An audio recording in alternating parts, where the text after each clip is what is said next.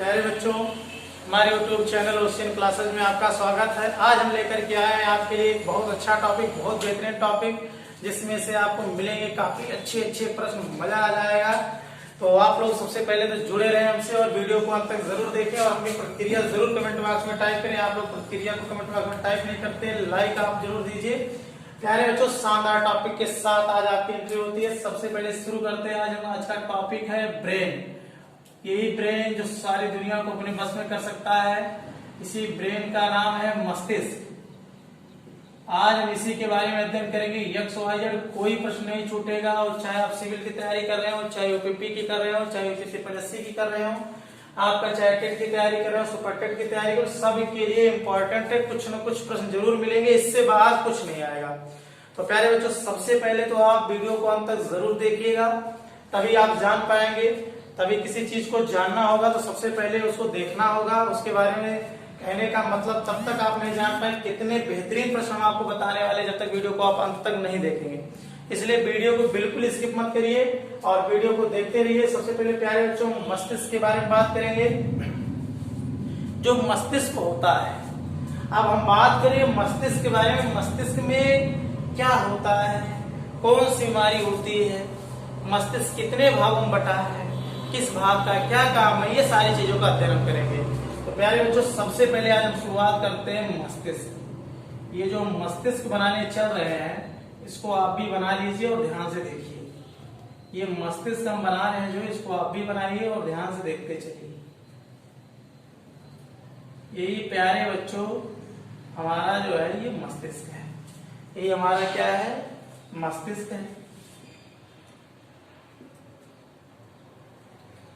अब देखिए, ये जो मस्तिष्क होता है और इसके बीच में एक झिल्ली होती है। मस्तिष्क के बाहर जो होता है, इस पर एक द्रव भरा होता है और द्रव के जस्ट ऊपर एक क्या होती है, झिल्ली होती है। द्रव के जस्ट ऊपर एक क्या होती है, इस सब के बारे में बताएंगे। ये एक झिल्ली होती है। क्या होती है, झिल्ली होती है। अब इस झिल्ली के ऊपर क्या होता है, झिल्ली के ऊपर हमारा क्रेनियम होता है, जिसे हम खोपड़ी कहते हैं। इसके ऊपर क्या होता है, खोपड़ी होता है, क्रेनियम होता है। प्रश्न बनता है क्या क्या बनेगा बताएंगे। और इसके बाहरी भाग पर क्या होता है आपका, इस पर जो होता है आपकी स्किन होती है। क्या होता है, आपकी स्किन होता है। प्यारे बच्चों, लास्ट में क्या होता है, स्किन होता है। इतनी चीजों को आपने देख लिया। सबसे पहले ब्रेन के बारे में मैंने बताया। अगर पूछा जाए कि ब्रेन जो होता है ये किसमें बधा होता है, पहला प्रश्न नहीं बनेगा। प्रश्न देखिए बनना शुरू हो गए। अगर पूछा जाए कि मस्तिष्क अगर कहें हम, जिस खोल में बंद होती है उसका क्या नाम है, जिस खोल में बंद होती है उसका नाम क्या है, तो आप कहेंगे क्रेनियम, यानी खोपड़ी। क्या नाम प्यारे बच्चों, क्रेनियम। दूसरा प्रश्न यहां से फिर बनने वाला है, देखिएगा खूब अच्छे अच्छे प्रश्नों को, कि जो हमारे यानी हमारा जो मस्तिष्क है, इसका आयतन कितना होता है, अर्थात हमारे मस्तिष्क का आयतन कितना होता है प्यारे बच्चों।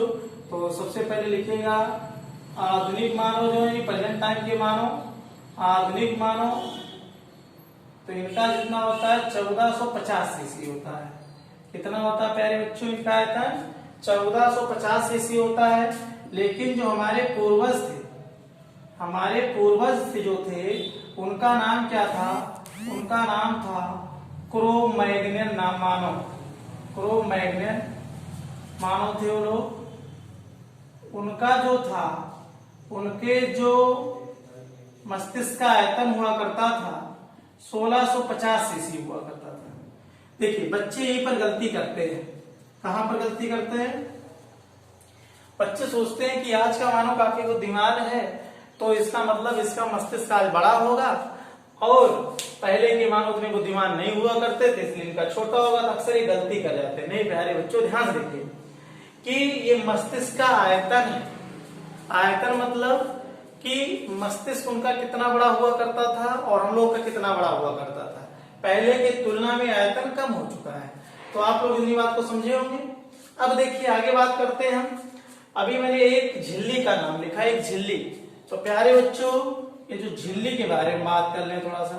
इस झिल्ली का नाम है मेनिंजस। मेनिंजस झिल्ली। क्या नाम है? इस झिल्ली का नाम है मेनिंजस झिल्ली। और इसमें 3 लेयर होते हैं प्यारे बच्चों। कितने लेयर होते हैं? 3 लेयर होते हैं। कौन कौन? सबसे पहला लेयर जो होता है इसका नाम है ड्यूरा मैटर। क्या नाम है? Dura mater. और जो लास्ट वाला होता है इसका नाम है पाई मैटर। लास्ट वाले का क्या नाम है? पाई मैटर। इसके बाद हम बात करेंगे जो बीच में होता है इसका क्या नाम है? आर्केनाइड। आर्केनाइड्स होता है। ध्यान दीजिएगा बात को। यानी जो ये झिल्ली होती है प्यारे बच्चों, इसका नाम है मेनिंजस झिल्ली। और इसमें एक रोग होती है, अर्थात इसी झिल्ली में जब सूजन आ जाता है, क्या आ जाता है? सूजन। इसको कहते हैं मेनिंजाइटिस रोग। क्या कहते हैं प्यारे बच्चों? मेनिंजाइटिस रोग। अब अगर पूछा जाए कि मेनिंजाइटिस रोग किससे संबंधित है, तो आप क्या बताओगे कि मेनिंजाइटिस रोग जो होता है मस्तिष्क से संबंधित है। मस्तिष्क में क्या होता है कि जो झिल्ली होती है मेनिंजस, इसी में क्या होता है? सूजन आ जाती है, जिससे मेनिंजाइटिस नाम का रोग हो जाता है। चलिए इतना ध्यान दे दिए आप लोग। अब आगे देखिएगा, पूछा जाए राजा राम मोहन राय की मृत्यु किसके कारण हुई थी? किसकी मृत्यु? राजा राम मोहन राय। प्यारे बच्चों, राजा राम मोहन राय की मृत्यु इसी रोग से हुई थी। किस रोग से हुई थी? मेनिंजाइटिस रोग से हुई थी। अगर पूछा जाए राजा राम मोहन राय की मृत्यु किस रोग से हुई थी, क्या बताओगे? इनकी मृत्यु जो हुई थी इसी रोग के कारण हुई थी। अच्छा प्यारे बच्चों, अगर पूछा जाए, इतनी बातों को आपने अच्छे से लर्न कर लिया होगा कि सबसे पहले मस्तिष्क के बारे में आपने जाना कि मस्तिष्क का आयतन कितना होता है? 1450 सीसी होता है। जो हमारे पूर्वज थे उनका नाम था क्रो-मैग्नन मानव। उनका जो आयतन था 1650 हुआ करता था। इसके बाद जहां खोपड़ी मतलब मस्तिष्क बंद होती है उसे टेरेनियम कहते हैं। और मैंने इस झिल्ली के बारे में बता दिया। मैंने कहा 3 झिल्लियां होती हैं। कौन कौन? इस झिल्ली में 3 लेयर होती है। पहले लेयर का नाम जो ऊपर होती है उसका नाम होता है ड्यूरा मैटर। जो बीच में होती है उसका नाम होता है आर्केनाइड्स। और जो एकदम नीचे होता है इसका नाम है पाई मैटर। और इसमें जो क्या होती है? सूजन आ जाती है, जिससे एक रोग होता है जिसका नाम मेनिंजाइटिस रोग। राजा राम मोहन राय की मृत्यु इसी रोग के कारण हुई थी। तो प्यारे बच्चों, इतनी बात आप समझ रहे होंगे, तो आप इसके साथ ले सकते हैं और आगे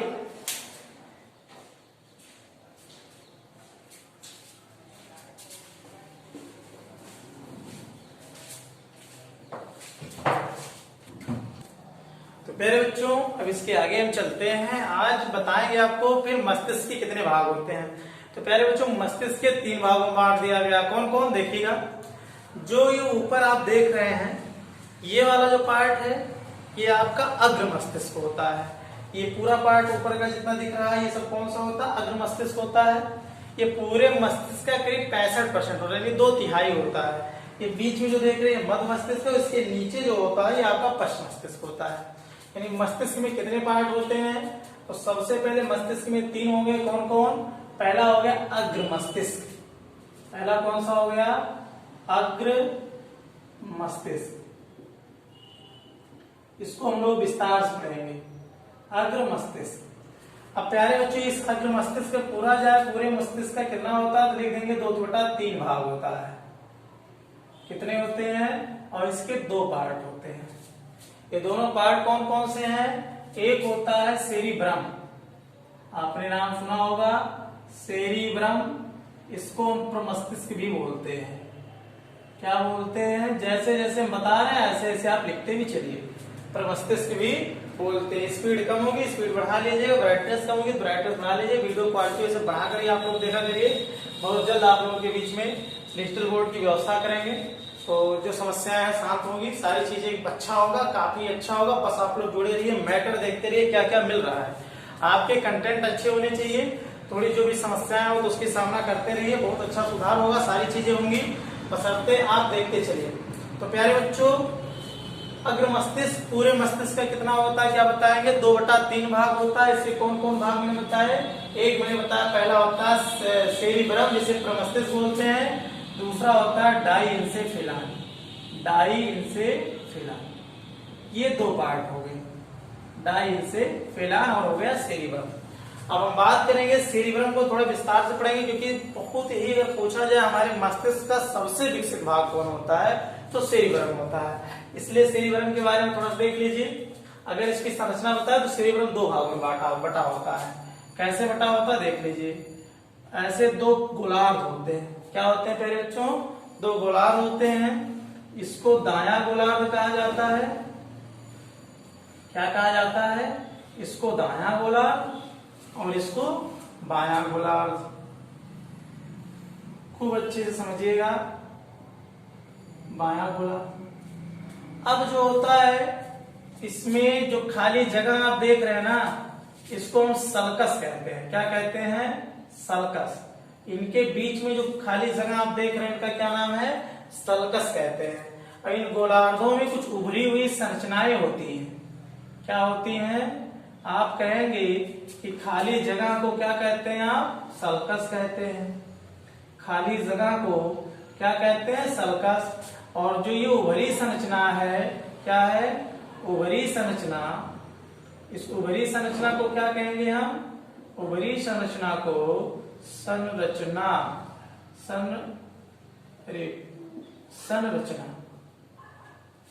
संरचना को, चलिए कोई बात नहीं, अगर हम बात करें इसको ऐसे काट देंगे, ऐसे लिख देंगे संरचना।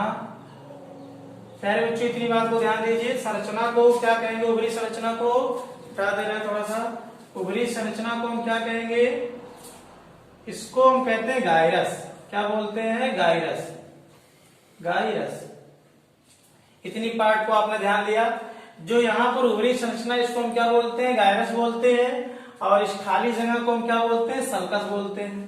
अब सबसे पहले बात आती है एक मोस्ट पॉइंट, ये जो गोलार्ध होते हैं जो जुड़े किससे होते हैं? ये मिलियंस, बहुत ज्यादा न्यूरॉन्स से ऐसे जुड़े होते हैं। इनके बीच क्या होती है? न्यूरॉन्स जुड़े होते हैं। चलिए पहले जो मैंने क्या क्या बताया, दायां गोलार्ध, बायां गोलार्ध, खाली जगह को हम सल्कस बोलेंगे, उभरी हुई संरचना को गायरस बोलते हैं। अगर हम बात करें कि जो न्यूरॉन्स होते हैं इसको क्या बोलते हैं? इसको बोलते हैं कार्पस कैलोसन।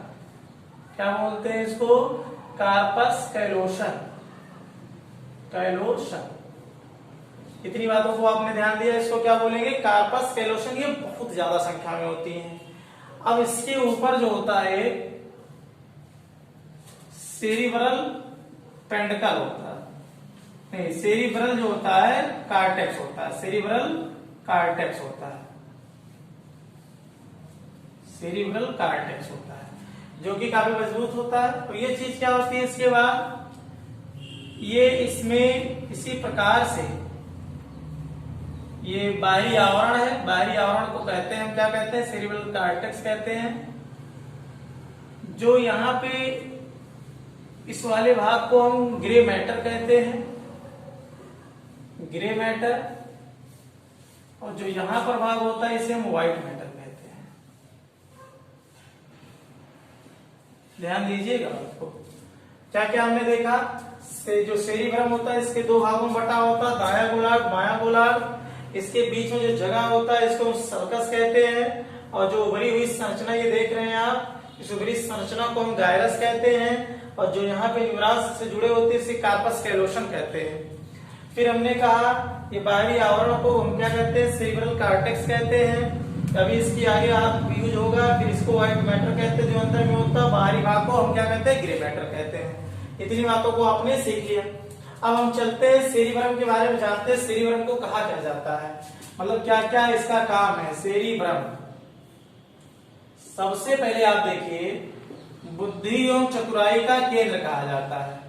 बुद्धि एवं चतुराई का केंद्र कहा जाता है। चतुराई का केंद्र। अगर आपसे पूछा जाए हमारे मस्तिष्क में बुद्धि एवं चतुराई का केंद्र किसे कहा जाता है, तो आप बताएंगे हमारे मस्तिष्क में बुद्धि और चतुराई का केंद्र सेरिब्रम को कहा जाता है। और क्या कहा जाता है? मस्तिष्क का सबसे विकसित भाग। क्या? मस्तिष्क का सबसे विकसित भाग,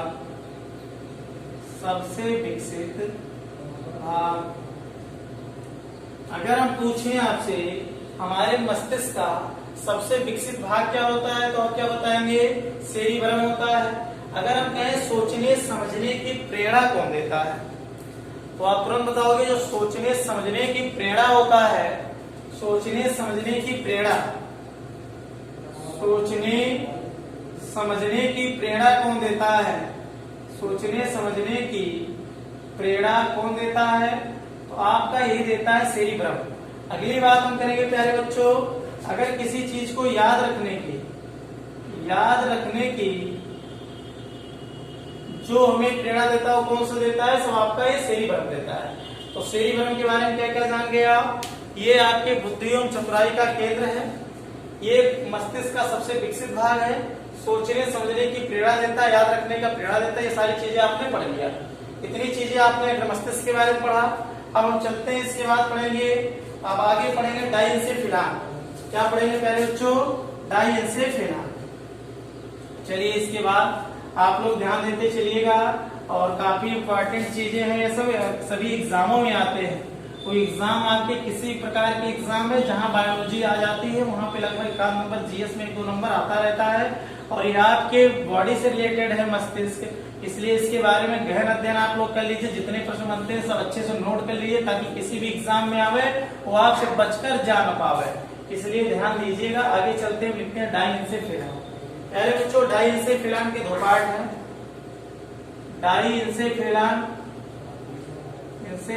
के 2 पार्ट हैं। इनके 2 पार्ट कौन कौन से हैं? पहले पार्ट का नाम है, अगर हम बात करें इसके, अगर से आपसे पूछा जाए पीयूष ग्रंथि कहाँ होती है, तो आप क्या बताएंगे? दूसरा होता है पीनियल ग्लैंड, पीनियल ग्रंथि। इसके बारे में, ये दोनों आपके मस्तिष्क में होती है। पीयूष ग्रंथ को मास्टर ग्रंथ कहा जाता है। कौन सा ग्रंथ? मास्टर ग्रंथि कहा जाता है। दूसरी का नाम है पेनियल ग्लैंड। पेनियल ग्लैंड को क्या होता है? शरीर की जैविक घड़ी कहा जाता है। शरीर की कौन सी घड़ी? जैविक घड़ी। शरीर की अगर हम बात करें जैविक घड़ी किसे कहा जाता है, तो आप क्या बताएंगे? शरीर की जैविक घड़ी हमारे पेनियल ग्लैंड को कहा जाता है। प्यारे बच्चों, इतनी बातों को आपने सीख लिया। अब हम बात करेंगे मध्य मस्तिष्क।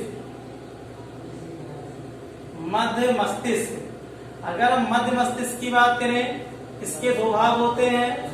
एक होता है कार्पोरा क्वाड्रिजमीन। इसका जो काम है इसको भी देख लीजिए। इसका जो काम है आपका सबसे पहले पूछा जाए, और एक होता है सेरिब्रल पेंडिकल। दूसरा कौन सा होता है इसको भी देख लीजिए, सेरिब्रल पेंडिकल। सेरिब्रल पेंडिकल का जो काम है, ये सेरिब्रल अभी आपने पढ़ा था, सेरिब्रम के जो भाग पड़े उसमें देखे थे बाहरी ऑर्गन को सेरिब्रल कार्टेक्स कहा जाता था। सेरिब्रल कार्टेक्स कहा जाता था। कार्टेक्स, इसको जो ये किससे जोड़ता है? आपके मेरुरज्जु से जोड़ता है। किससे जोड़ता है प्यारे बच्चों? मेरुरज्जु से जोड़ता है। यानी आपके सेरिब्रल पेंडिकल का काम क्या है कि सेरिब्रल कार्टेक्स को किससे जोड़ दे? मेरुरज्जु से जोड़ दे। और कार्पोरा क्वाड्रिजमीन जो करता है, इसके 4 भाग होते हैं। चारों काम केवल क्या है? आप देखिएगा, दृष्टि, यानी आप ऐसे कह सकते हैं सुनने, देखने और सुनने पर नियंत्रण करना। सुनने एवं देखने पर नियंत्रण करना, इसका काम है नियंत्रण करना। ये किसका काम है प्यारे बच्चों? एक मेन काम है इसका, कार्पोरा क्वाड्रिजमीन। चलिए इसके बाद हम पढ़ते हैं पश्च मस्तिष्क। पश्च मस्तिष्क, तो प्यारे बच्चों अब चलेंगे हम पश्च मस्तिष्क पर। इस पर चलेंगे पश्च मस्तिष्क। देखिए पश्च मस्तिष्क के बारे में बात करें, इसके दो पार्ट होते हैं। सबसे पहले अभी हमने पढ़ा था शुरुआत में, अगर मस्तिष्क में सेरिब्रम होता था, लेकिन इसमें होता सेरिबेलम। क्या होता है? सेरिबेलम। सेरिबेलम होता है। और एक होता है मस्तिष्क ब्रेन स्टेम, यानी मस्तिष्क तना। मस्तिष्क तना होता है, अर्थात एक होता है आपका सेरिबेलम, दूसरा होता है मस्तिष्क तना। प्यारे बच्चों, मस्तिष्क तना के दो पार्ट होते हैं। एक होता है आपका पांच बोरा लाइन, दूसरा आपने सुना होगा, काफी चर्चा में रहता है, मेडुला ऑब्लंगाटा। Medulla oblongata.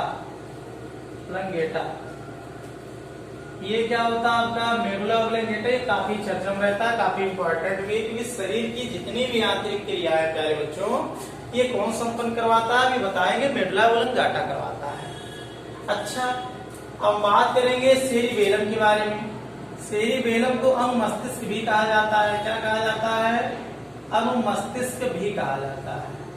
अगर हम कहें अनुमस्तिष्क किसको कहते हैं, तो आप बताएंगे सेरिबेलम को। अब ये सेरिबेलम का काम क्या है? शरीर की बाहरी क्रियाओं पर नियंत्रण। किस पर? शरीर की बाहरी क्रिया पर नियंत्रण। नोट कर लीजिएगा, बाहरी क्रिया पर नियंत्रण ये कौन करता है?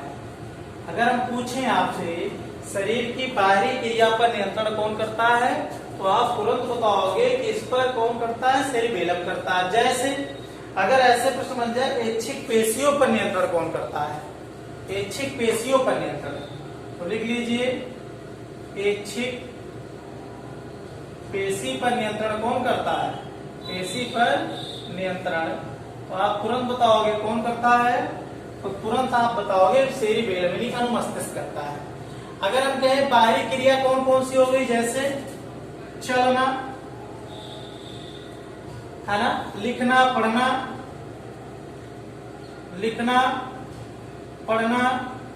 इन सब पे नियंत्रण कौन करेगा? आपका सेरिबेलम करता है। इतनी बातें समझ में आ गई। अब इतनी बातों को आपने देख लिया, जितनी भी शरीर की बाहरी क्रियाएं हैं, चलना, फिरना, बोलना, हंसना, है ना, यानी आपको जितनी भी बाहर से क्रियाएं संपन्न होती हैं, हंसना, ये सब कौन नियंत्रित करेगा? ये सब आपका सब सेरिबेलम नियंत्रित करेगा। इतनी बातें समझ में आ गई। इसका दूसरा नाम है अनुमस्तिष्क। किसका पार्ट है? पश्च मस्तिष्क का, एकदम पीछे होता है। फिर बात करेंगे प्यारे बच्चों पोन्स बोरालाई, बहुत इंपॉर्टेंट है। ये क्या करता है? ये श्वसन क्रिया पर नियंत्रण करता है। श्वसन क्रिया पर नियंत्रण करता है। श्वसन क्रिया पर नियंत्रण करता है। अर्थात अगर हम बात करें आपसे पोन्स बोरालाई का काम क्या है, ये किसका है? मस्तिष्क तने का भाग है। अब इसके बाद मेडुला ऑब्लंगाटा, शरीर की सभी आंतरिक क्रियाएं, शरीर की सभी आंतरिक क्रिया पर नियंत्रण, आंतरिक क्रिया पर नियंत्रण कौन करता है? तो आप कहेंगे मेडुला ऑब्लंगेटा करता है। जैसे एग्जाम्पल के तौर पे क्या करेंगे, जैसे पाचन क्रिया कौन संपन्न करवाता है, तो आप तुरंत क्या बताएंगे? पाचन क्रिया आंतरिक क्रिया है। दूसरा हम कहेंगे श्वसन दर का नियंत्रण कौन करता है। देखिए बात ये पे कंफ्यूज हो गई आप लोग। श्वसन दर का नियंत्रण, अभी तो आपने कहा श्वसन पर नियंत्रण पोन्स बोरालाई का है, लेकिन श्वसन दर पर नियंत्रण आप क्या कहेंगे? मेडुला ऑब्लंगेटा का है। अगला आप कहेंगे सबसे पहले ब्लड प्रेशर, रक्तचाप। प्यारे बच्चों रक्तचाप पर नियंत्रण कौन करता है? रक्तचाप पर नियंत्रण कौन करेगा? तो आप क्या बताएंगे? Medulla oblongata. आपको छींक आने वाली है, आपको अगर छींक आने वाली है, सामने वाले को तो हट जाओ, या जो भी है, मतलब कहने का मतलब होता है कि छींक आने वाली आपको पहले से पता चल जाता है, इस पर कौन कंट्रोल करता है? मेडुला ऑब्लोंगाटा करता है। आपको उल्टी आने वाली है, आपको खांसी आने वाली है, आपको उल्टी आने वाली है। ऐसे कंडीशंस में आपका नियंत्रण कौन करता है? सब मेडुला ऑब्लोंगेटा करता है। तो प्यारे बच्चों, हमने मस्तिष्क के सभी पार्टों को पढ़ लिया। मैंने मस्तिष्क के सभी पार्टों को पढ़ लिया, अग्र मस्तिष्क, मध्य मस्तिष्क और पश्चिम मस्तिष्क, इतनी कामों को हमने पढ़ लिया। अब सबसे पहले हमें मस्तिष्क से संबंधित कुछ रोगों को जानना है ना। मस्तिष्क से संबंधित कुछ रोग को जानना है कि कौन रोग कब होता है, कौन से रोग मस्तिष्क से रिलेटेड है। तो इतनी बातों को हम आज जानेंगे। इसके बाद फिर बात करेंगे आपसे, एक बार आपके ओवरव्यू, यानी कहने का मतलब पूरे का निचोड़ हम आपसे पूछेंगे और हम आपको बताएंगे।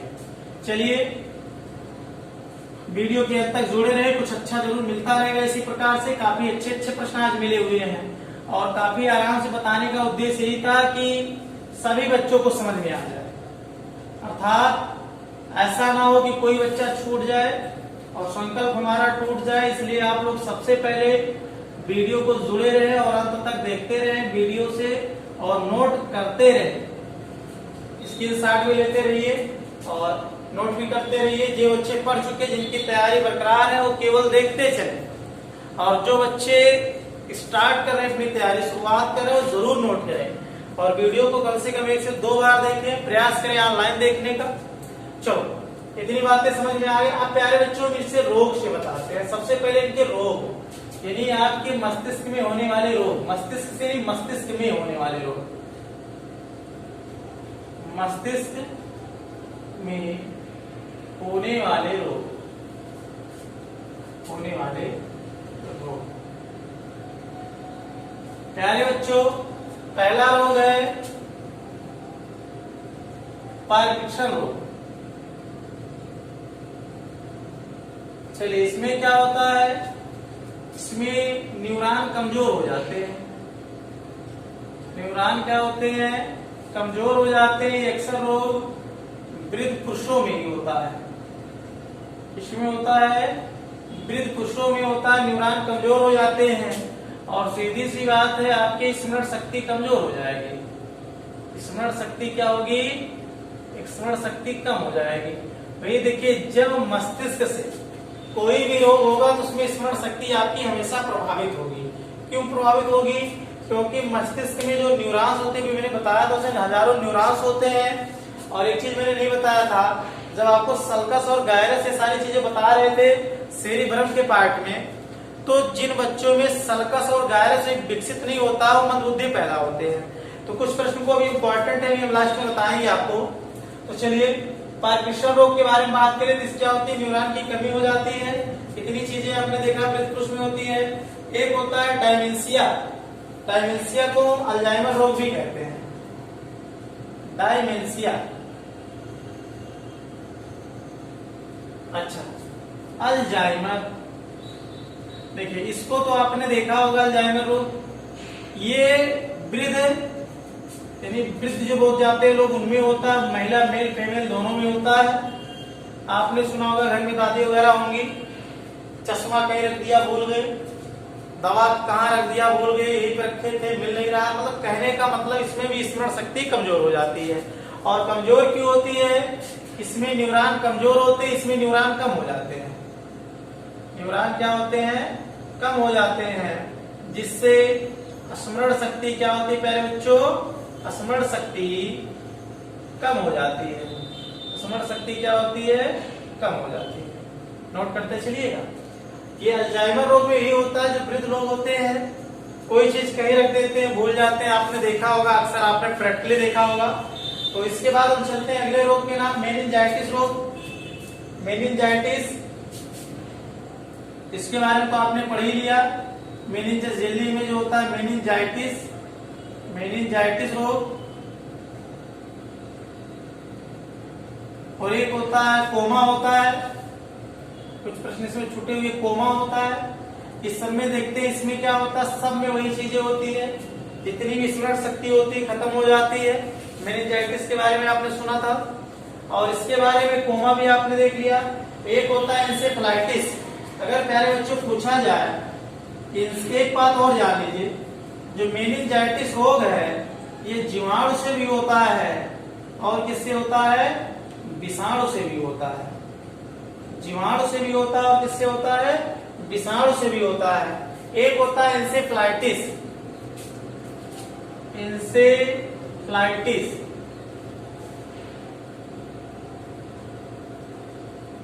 ये सबसे सर्वप्रथम कहाँ फैला हुआ था, सर्वप्रथम ये चीन के बारे में आपने सुना होगा।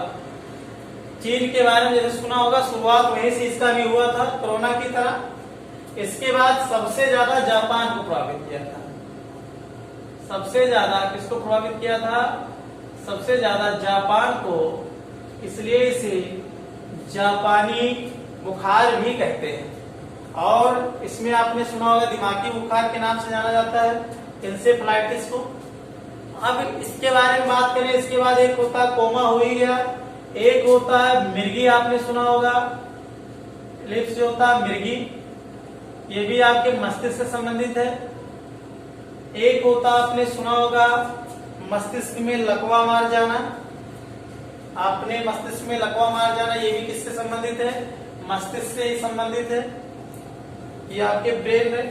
एक होता है, हाँ सुनिए बता रहे हैं इसको आगे भी, इतनी बातें आपने समझा। पार्किंसन रोग, एक होता है कंकशन रोग, एक क्या होता है, कंकशन रोग। कंकशन रोग किससे संबंधित है, ये भी आपकी मस्तिष्क से संबंधित। इसमें भी क्या होता है, स्मरण शक्ति कम हो जाता है। पहले क्या होता है, स्मरण शक्ति कम हो जाएगा। तो आपने मस्तिष्क के कितने रोगों के बारे में पढ़ा, 1 2 3 4 5 6 7, इस प्रकार से आपने इतने रोगों के बारे में पढ़ लिया।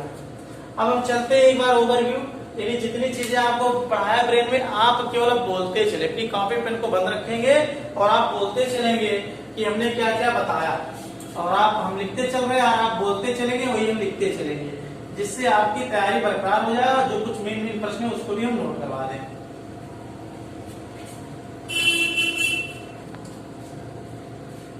बच्चों अब हम चलते हैं, सबसे पहले बात करते हैं अग्र मस्तिष्क की। एक बार ओवरव्यू आप लोग बताते चलेंगे। अग्र मस्तिष्क, अग्र मस्तिष्क के मैंने कितने भाग बताए थे, 2। एक बताए थे सेरिबरम, हो सकता है कुछ चीजें छूटी रही हो, सेरिबरम। दूसरा था डाइंसेफेलान, डाइंसेफेलान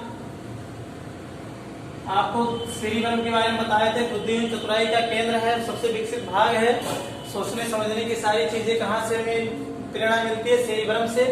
इसके भी 2 पार्ट होते हैं, एक बना लीजिए छोटा सा ऐसे, एक था थैलेमस, एक होता है थैलेमस, एक होता है हाइपोथैलेमस। हाइपोथैलेमस शायद इस चीज को पहले नहीं बताया तो देख लीजिए। थैलेमस के बारे में आप जानेंगे, ये ताप को कम ज्यादा बताता है, ताप के बारे में ही बताएगा। ताप कम है यानी कोई चीज ठंडा है कि वो चीज अधिक है यानी गर्म है। प्लस दर्द के बारे में, रोना, ये सारी चीजें किससे कंट्रोल होती हैं, थैलेमस से। किससे कंट्रोल होती है प्यारे बच्चों, थैलेमस से। फिर हाइपोथैलेमस से क्या होता है, ये हमारे शरीर का ताप नियंत्रण करता है। कौन, शरीर का क्या नियंत्रण करता है, शरीर का ताप नियंत्रण करता है।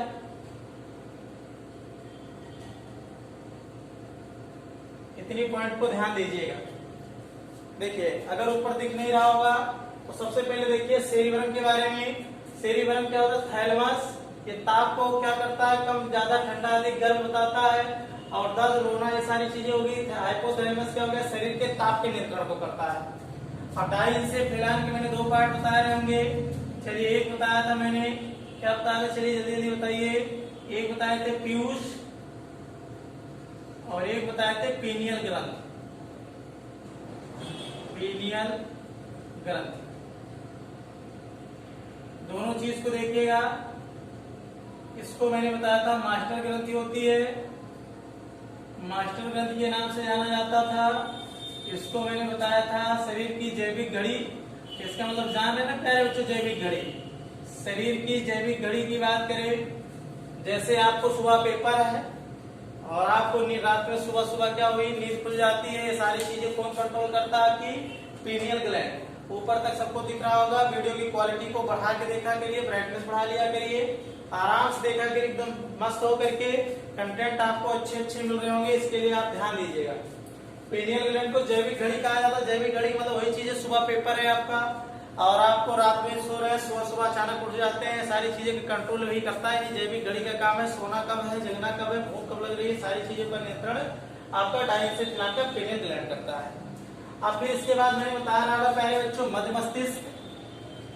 चलिए बोलिए मध्य मस्तिष्क के बाद बोलिए मध्य मस्तिष्क। चलिए इसको बोलिए मध्य मस्तिष्क में आपको मैंने बताया था कार्पोरा क्वाड्रिजेमिन, कार्पोरा क्वाड्रिजेमिन। दूसरा हमने आपको बताया था सेरिब्रल पेंडिकल, सेरिब्रल पेंडिकल। कार्पोरा क्वाड्रिजेमिन ये हमें क्या करता है, देखने और सुनने का नियंत्रण करता है ना। ध्वनि और श्रवण क्या करता है, देखने और सुनने पर नियंत्रण करता है। देखने और सुनने पे इसको जरूर डायग्राम बना लिया करिए। ये सेरिब्रल पेंडिकल क्या करता है, जो वहां पे सेरिब्रल कॉर्टेक्स था, सेरिब्रल क्या था, सेरिब्रल कॉर्टेक्स, सेरिब्रल कॉर्टेक्स जो था, सेरिब्रल कॉर्टेक्स को जो जोड़ने का काम करता है किससे, मेरुरज्जु, मेरुरज्जु से, इसी को कहते हैं सेरिब्रल पेंडिकल। सेरिब्रल क्या कहते हैं प्यारे बच्चों, सेरिब्रल पेंडिकल कहते हैं। इतनी बातों को ध्यान में आया। एक बार पूरा जो हमने पढ़ा उससे बनने वाले प्रश्नों को बताते चल रहे हैं। फिर आपको पढ़ा होगा आपने पश्चिम मस्तिष्क, पश्चिम मस्तिष्क, पश्चिम मस्तिष्क में क्या हुआ होगा आपको बताया गया होगा। एक तो होता है आपका सेरिबेलम, सेरिबेलम, एक होता है मस्तिष्क स्टेम, मस्तिष्क तना। इसके दो पार्ट बताए होंगे, एक पॉन्स ओरल आई बताया गया होगा, दूसरा आपका बताया गया था मेडुला ओब्लंगाटा, मेडुला ओब्लंगेटा। तो प्यारे बच्चों ध्यान से देखिएगा, सेरिबेलम क्या करता है, शरीर की बाहरी क्रियाओं पर नियंत्रण करता है। मस्तिष्क तना जो पास ओरल आई श्वसन दर को नियंत्रित, श्वसन क्रिया पर नियंत्रण करता है। मेडुला ओब्लंगाटा शरीर की जितनी भी आंतरिक क्रियाएं, कौन कौन सी, सांस जैसे हमें क्या, श्वसन दर पर नियंत्रण, श्वसन दर हमारा कितना होना चाहिए, ब्लड प्रेशर पर नियंत्रण, उल्टी आना, छींक आना, खांसी आना, ये सारी चीजों पे नियंत्रण कौन करता है, मेडुला ओब्लंगेटा करता है। इतनी बातों को आपने पढ़ लिया। एक नोट कर लीजिए, जब आपने पढ़ा था इसको अनुमस्तिष्क भी कहते हैं। कौन सा मस्तिष्क कहते हैं, अनुमस्तिष्क। प्यारे बच्चों ये डायग्राम को बताने का मतलब यही था, जब एक पेज पर आप इसको बना लेंगे और पूरा पढ़ने के बाद कभी भी आपको ये एक पेज को देखना है, पूरा अगर आपको एग्जाम आ गया और एग्जाम के दरमियान आपको क्या करना है, तैयारी करनी है आपकी। यानी कहने का मतलब एग्जाम के समय पर कम समय में ज्यादा पढ़ना है, तो आप इसी पेज को पूरा देखेंगे तो आपको पूरा मस्तिष्क का सिस्टम बंद निकलता हुआ नजर आ जाएगा। इसे प्रमस्तिष्क भी कहते हैं। एक नोट लिख लीजिए, जिन बच्चों में सल्कस और गायरस, जिन बच्चों में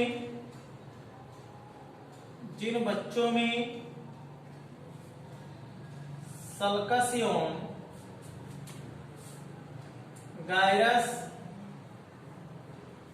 गायरस विकसित नहीं होते हैं,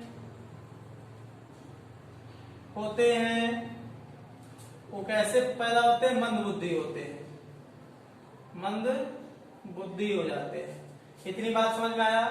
मस्तिष्क की कार्य प्रणाली की जो जांच होता है उसको कौन सी जांच कहते हैं, मस्तिष्क सही काम कर रहा है नहीं काम कर रहा है, इसकी जो जांच होती है, इसके लिए जांच कौन सी होती है, ईईजी। ये आपका होमवर्क है, हमें इसका फुल फॉर्म आप जरूर कमेंट बॉक्स में टाइप करिएगा। इसका फुल फॉर्म आप कमेंट बॉक्स में जरूर टाइप करिएगा। इतनी चीजों को हमने जो बताया, तो सबसे पहले मस्तिष्क के जो जांच होती है ईईजी, इसका फुल फॉर्म आप टाइप करिएगा। बाकी आपके इसकी स्क्रीनशॉट ले लीजिए और कॉपी पे अच्छे से नोट कर डालिए। तो प्यारे बच्चों, आई होप मस्तिष्क को आपने अच्छे से पढ़ लिया होगा। अब इस प्रकार से इसी तरीके से डेली आपको कोई न कोई टॉपिक मिलता रहेगा, जिससे आने वाले एग्जामों में अच्छे से अच्छे प्रश्न आपको मिलते रहे। आई होप आपको जितनी बताई है सारी बातें आपने समझ लिया है। अगर अच्छा लगा हो तो सबसे पहले वीडियो को लाइक करिए, सब्सक्राइब करिए, शेयर करिए। आज के लिए इतना ही, धन्यवाद।